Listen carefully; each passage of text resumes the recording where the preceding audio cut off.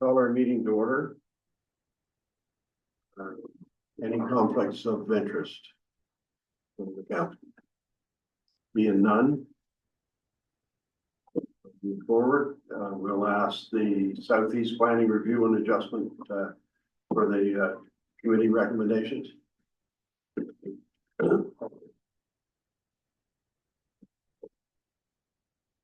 Hello, members of council. My name is Caleb Bowman. I'm here with Phil Robichaud. We both work at Plan 360.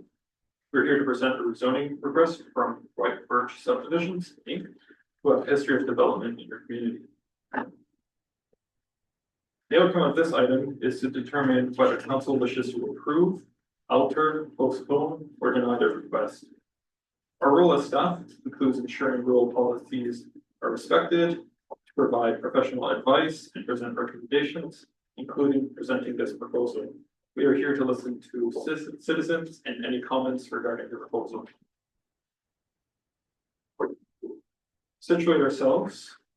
Property in question is situated on Route 114. The 264-acre parcel is situated just south of the White Birch subdivision. It's an unserviced area of the community, lacking access to public water or sewer. Here's a closer view. The access is across from Tidewater Court, just south of a new street named Justin Drive. The property is immediately north of an existing mini home park. In addition, there is a water course cutting through the property to the west and on the northern boundary. Property falls under the scope of the Westmoreland Albert Rural Plan, a rural plan adopted by the province prior to municipal reform.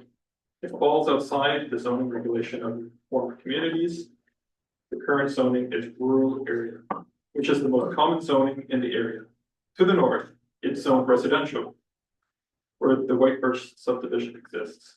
To the south, it is the Dome Group zone, which is the zone used to accommodate mini home parks. We also have an agriculturally zoned property to the south. Here is the proposal. The proposal is limited to a 60-acre portion of the property. The proposal is to establish a 48-unit mini home park, divided into 3 phases. Phase 1 comprises 14 mini homes on a shared septic. Phase 2 comprises 18 mini homes on a shared septic system. And phase 3 comprises 16 mini homes on a shared septic system. It's completely on private services, including the sanitary sewer and wells. All lanes and roadways are going to be private and administered and maintained by the property owner. The water course along the northern property boundary prevents development from occurring near its northern neighbors. We had also received questions regarding where the wells are placed. And here they are outlined as well. The proposal is subject to a comprehensive water impact assessment. To accommodate the development, there's a specific zone in the rural area, in the rural plan. It's called the dwelling group zone, rezoned on a case-by-case basis. Only properties with existing mini home parks or similar uses would have that zoning. That means any new mini home park wouldn't be allowed without going through rezoning. There are general conditions in the plan that orient these types of developments, such as fire safety, road and lane width, and lot sizes for mini homes. As you can see, the rezoning would occur only on an eastern portion of the parcel. We've prepared a bylaw for the rezoning. It'll be the first amendment and rezoning in the Westmoreland Albert Rural Plan that covers Fundy Albert.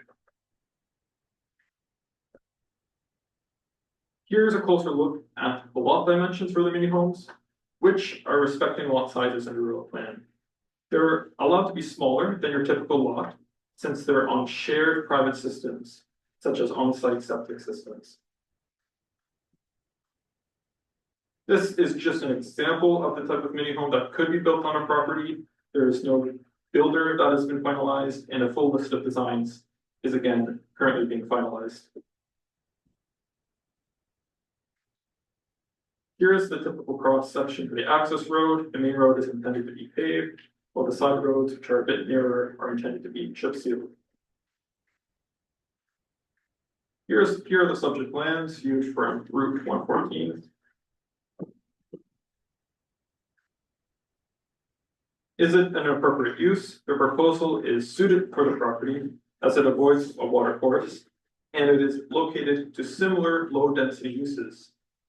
Why make the exception? It's not doing the typical 1 acre development along the public road. However, the mechanism exists within the rural plan to capture these types of requests.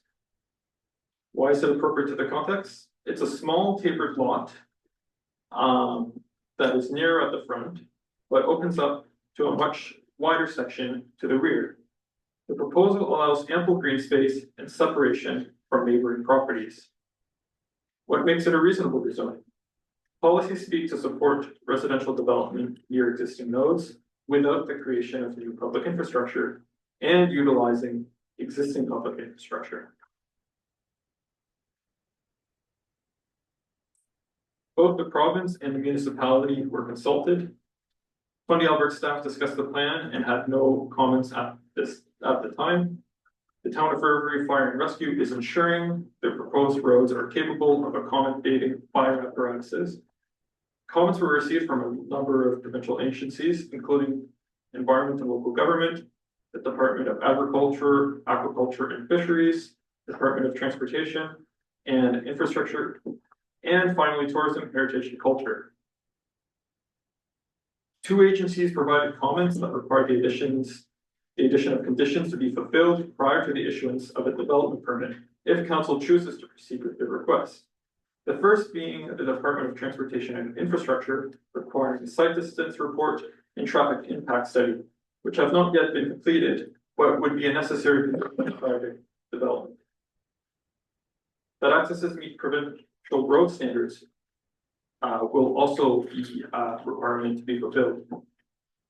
The Department of Environment requires a comprehensive water study, which has been completed by the applicant and must be submitted to the province as a condition prior to the issuance of the development.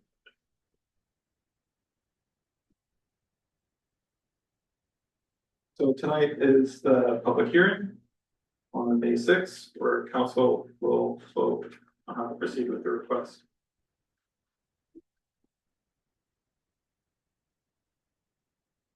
The Planning Review and Adjustment Committee recommended in favor of the proposed rezoning from rural area to developed group due to it reinforcing existing nodes, providing housing options, in addition to limiting the need for additional public infrastructure, subject to the following conditions. That notwithstanding any provisions to the contrary, the lands, buildings, and structures developed on the aforementioned property are subject to the following terms and conditions. That A, the permitted main uses of the property be limited to a mini home park, a passive recreation use, institutional uses, light commercial uses, and recreation uses. E, that the permitted secondary uses of the property be limited to a home-based business or home industry, subject to section 3.11. C, that all on-site maintenance, including garbage collection and snow removal and infrastructure, for example, access, fire hydrants, are the responsibility of the property owner. D, that all development must follow National Building Code fire safety setbacks. E, the approval of the local fire chief must be obtained regarding access for emergency vehicles prior to the issuance of a development permit. F, the future redevelopment of the property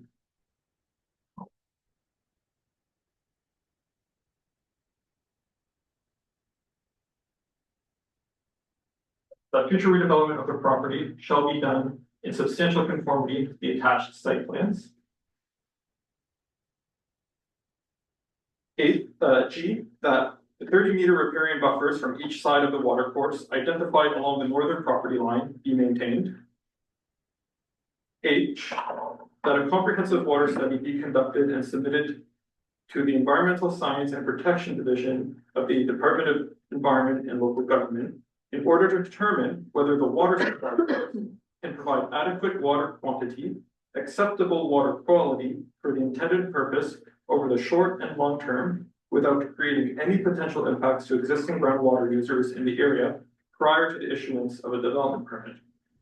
I, that it is the sole responsibility of the owner to maintain a secondary access or an emergency exit on Justin Drive in perpetuity.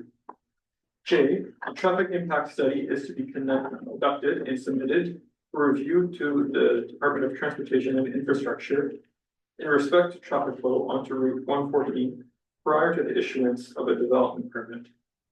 K, that a site distance report is to be conducted and submitted for review to the Department of Transportation and Infrastructure prior to the issuance of a development permit. L, that a plan showing that all private streets within the proposed community home park respect the minimum road thickness of 150 millimeter base and 300 millimeter sub base prior to the issuance of a development permit. And M, that a report provided to the Regional Service Commission by a professional engineer licensed in the province of New Brunswick, confirming streets meet the requirement of a minimum road thickness of 150 millimeters base and 300 millimeters sub base prior to the issuance of a development permit. So all legal requirements under the Community Planning Act will be satisfied after the public hearing, and council may decide to pursue with the adoption of the rezoning. Council's options are to 1, accept the order as recommended by the Southeast Planning Review Committee. 2, accept the bylaw, but modify, add, or remove conditions. 3, postpone and request additional information. And 4, deny the request. That is all. Thank you. Thank you very much. Review of written submissions. So we've received 3 letters of objections. This one here is from Ms. Robertson. It says, "Good afternoon. Thank you so much for the opportunity to write this letter or to write on this matter. First and foremost, we appreciate the development within the Fundy Albert, and your efforts have not gone unnoticed. As a landowner of several properties within the municipality, I'd like to draw your attention to 2 points which require consideration. 1, public safety, 2, property value increase. With public safety in mind, we all know the dangers of traveling Route 114. In the proposed rezoning area, there is also a kilometer speed limit change from 70 kilometers to 80 kilometers. Bearing this in mind, have we given any thought or consideration to widening this particular stretch of Route 114 during construction to reduce the threat of accidents? Furthermore, can the widened section remain post-construction to address the increase in traffic flow and turning? Conclusion, this level of planning will greatly enhance public safety and reduce the probability of vehicle accidents in the area during and post-construction. Number 2, I would really prefer to stay away from my second point, property value increase. This matter is already a hot topic province-wide. Nonetheless, let's address the matter head-on and avoid secrets. With the rezoning approval and development, are we expected to experience an increase in property value throughout Fundy Albert or within the ward being developed?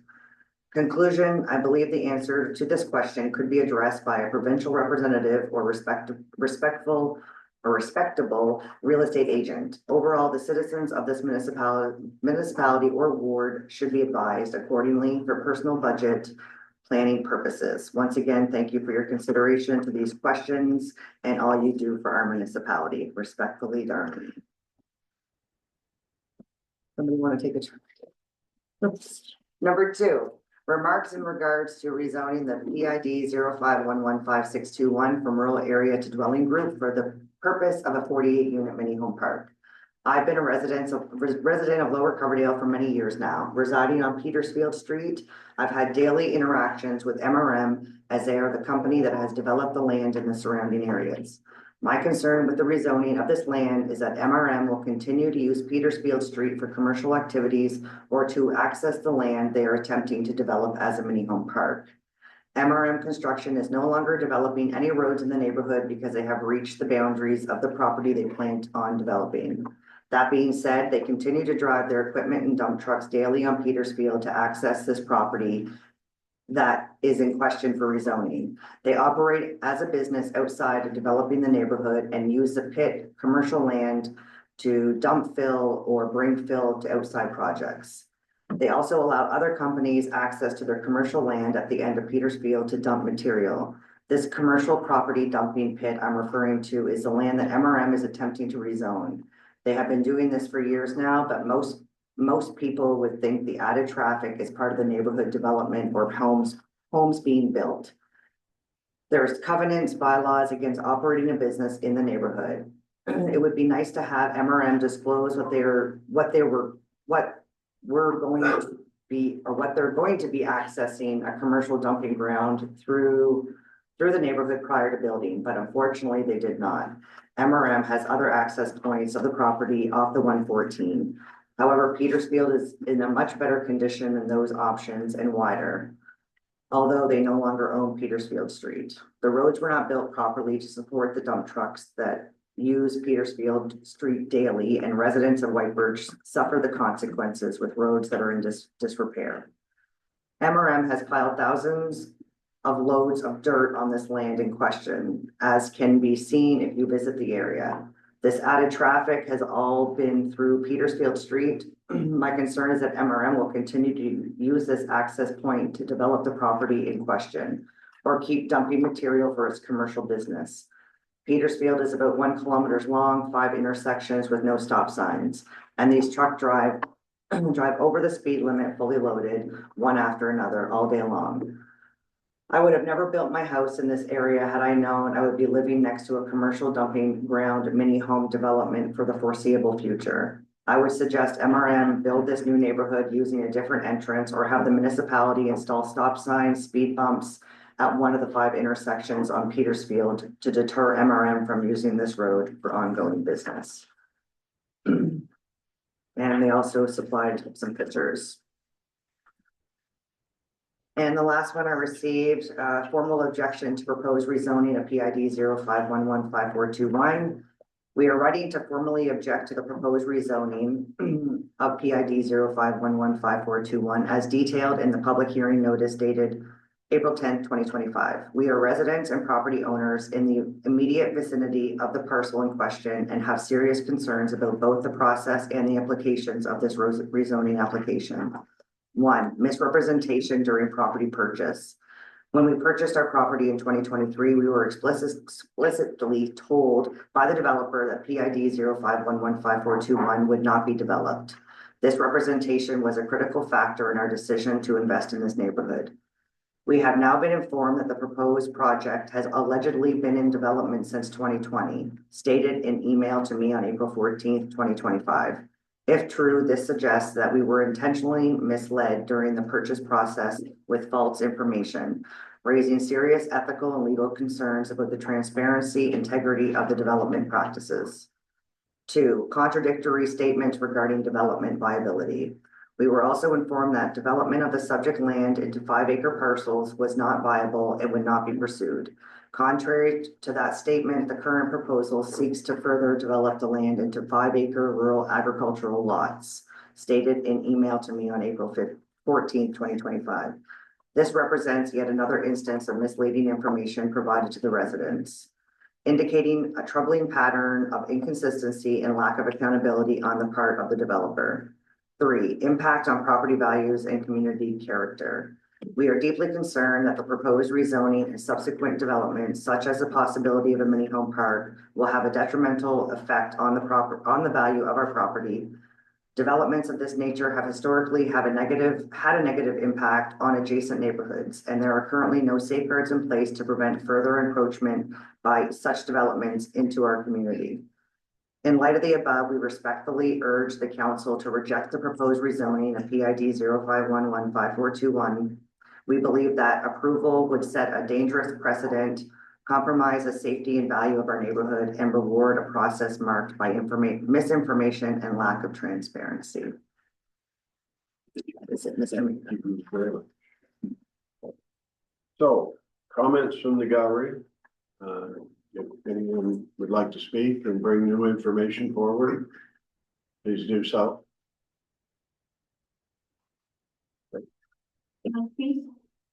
we live on Justin Drive, so our concern is, it's right now, there's 5 houses there with the business at the end of the road and no connecting road. So I think in the proposal, they mentioned an emergency exit, and my concern is the roads being connected. Because right now there's 5 properties and we still get the traffic to the business, but then 48 mini homes also driving through the neighborhood is not what we expected when we bought the property. But there's actually other votes, right? We can get to that. Answer some questions. Can you answer? Oh, yes, absolutely. Please. The access on Justin Drive is the secondary emergency access, but yes, it would be connected. The main access would be on Route 114. But cars could still drive through, there would be no barricade, so that would be 48 more homes that could drive through when currently there's 5. Yes, they would have access to that road. Thank you. Yeah, I'm Jeff Earl. I just built a brand new home on Justin Drive. I'm the newest home on the end. I was also misled about property when I purchased it. We just talked about that, but for us, we moved in the country because we wanted, why I said, we wanted the close quarters, we would have moved to the city. Having that EID show the plot of those mini homes, that is essentially right in my backyard. Yeah, there's a waterway there. It's not very big. This is to me unacceptable. I don't really know what to say more about it, but having that secondary access road going right by my house, I'm not impressed. Thank you.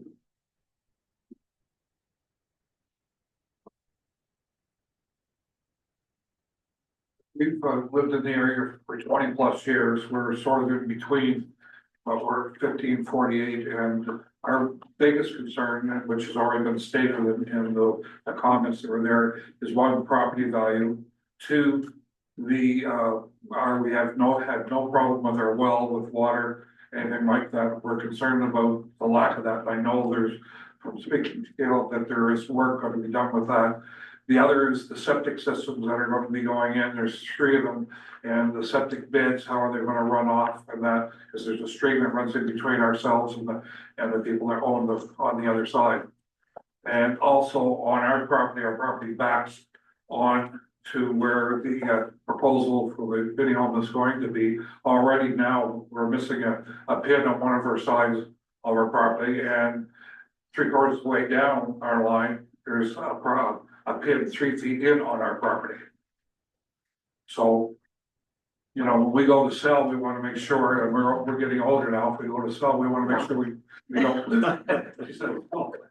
that we don't lose the value of our home, we don't lose the quality of water, we don't lose the quality of life, and also we access the postal on Justin Drive, and the people that live there now have enough traffic, but other people going there to pick that up, so. And the trucks that are coming, And all also- the trucks were coming down Justin Drive, yeah, because we heard them. All day, yeah, all day, Monday to Yeah. Friday. Thank you. Oh, yes. Yes, so for the septic as well, that would, we've consulted all the provincial agencies that would cover septic, who would specialize in it, and again, that comprehensive water assessment would ensure, we would have to see that it ensures that the water quality will be maintained. And that's a necessary condition before we can even issue a development permit for anything that don't approve them. And the septic would be the same. Yeah, we receive the same potential. Yeah, it's the province who approves the septic system. Thank you. Anybody else? Thank you very much. Any questions from council? You start? Sure. Go ahead, perfect, thank you. So I do have a few questions, and I guess I'm just gonna start with, transparency. I think council has learned that it's extremely important. And so I would encourage that continued transparency and openness with ongoing decisions and discussions be vocal as well. First question, just water course. I'm confused because is there a water course or is there not a water course? Yes, there is a water course identified by the province along the northern border of the property. And that means that 30 meters from each side of it, you cannot develop without a wetland and water course alteration permit. So essentially that means that water course ensures there's a 60-meter wide area where that can't be developed along the northern border. Unless they apply for a WAWA permit, but that's not within the scope of the application. Okay. Just the reason being, I believe it's on page 3, it does state that it does not indicate the presence of any wetland. So that was from the Department of Environment and Local Government. So it's kind of contradicting a little bit. You're saying there is and. The province identifies wetlands and water courses separately. Separately. That's right. Fair enough. So I think you did answer the other question on secondary access. So the main entrance will be off of Route 114. The secondary access will be coming through Justin Drive. That's correct. Correct. Right. Is there any covenants at this point or any conditions or maintenance of property that is defined in the plan? The maintenance of the road. Maintenance of the properties per se, like, is there any upkeep restrictions or anything to that? Sometimes there's restrictions that you have to plant grass within, 6 months of purchasing or a year within the purchasing or building your home. Is there any restrictions or maintenance that you're aware of? As for grass, as for greenery, no, there are conditions. And you did talk about the rural plan, so I assume you're using the Westmoreland Albert rural plan? That is correct. Okay. And I guess the last question I would have would be with regards to Petersfield, is there going to be any access to this proposed mini home? Would they have access to Petersfield in an avenue? Within the scope of this rezoning, no. We don't have that is not proposed. Okay, thank you. The other counselors. Just one question. The PID is a lot larger than what you've got in the gray zone, That's right. so you're only asking for permission from the bottom section, is that correct? Just the small area outlined in gray. For the first phase of the project. That would be all 3 phases of the mini home park. Would be contained within the gray zone there. Yes, okay. But you're splitting the PID is what I'm trying to say. Oh, yes, it would be a split So it rezoning. The rezoning doesn't cover the whole thing, it only covers what they've got proposed. Exactly, that's correct. Okay, thank you. So would they have to come back and ask for rezoning for phase 2 and 3? Again, this gray area covers phase. The whole thing? That's right. Go ahead, I Counselor. had a question for a couple of people in the gallery, if that's okay. 2 occasions, this gentleman back here, the lady here mentioned that when you built, you felt that you were misinformed. Where do you feel you were misinformed? Who led you down that path? Property owner, Property owner? yeah, and then I reached out to the municipality, asked if there would be a mini home park, 'cause I heard rumors about it. And at that time, they told me there was nothing proposed. And yourself? Same. Yeah, the realtor and also just knowing what the zoning was, that it wasn't zoned as mini homes being able to be built there. So we were under obviously there's gonna be development in the area, but we were under the impression the development would be similar size lots with single family homes. Okay. And again, there's a business at the end of the street, 5 homes on the street. That's a completely different level of traffic with 48 mini homes, so. I know, I just was Yeah. wondering Yeah. where that came Yeah. from, that's all. Okay, thank you. Yeah, no Go ahead. problem. Anything else? Yeah, just one question for me. On your map here, I can clearly see Justin Drive, and I did actually take a drive through Justin before I came to the meeting tonight. But where the other road is a new road, you're saying is across from Tidewater?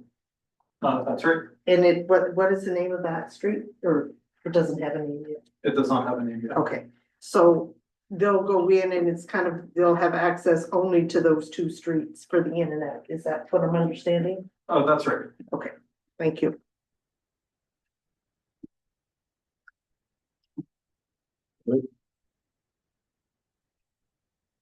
Okay, that concludes questions from council.